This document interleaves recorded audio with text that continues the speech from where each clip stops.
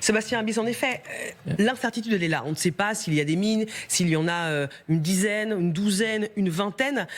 Mais est-ce que le monde potentiellement peut se permettre de rester avec un détroit paralysé pendant 6 mois? Non. Soyons très clairs, en fait, aujourd'hui, sur le plan énergétique, il y a quand même tous les jours, l'Agence internationale de l'énergie a indiqué qu'on était entre 10 et 15 millions de barils par jour perdus depuis 2 mois, donc depuis fin février. Ça représente à peu près 15% de la consommation du monde au quotidien. On consomme 100 millions de barils par jour dans le monde. Bon.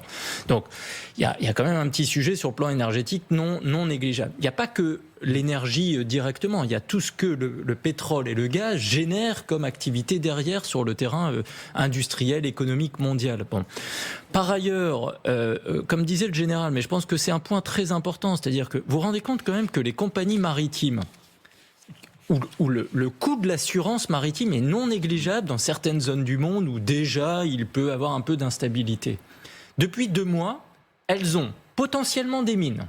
Elles ont potentiellement des attaques iraniennes. Elles ont potentiellement à payer une taxe dans un endroit où on était en liberté de passage.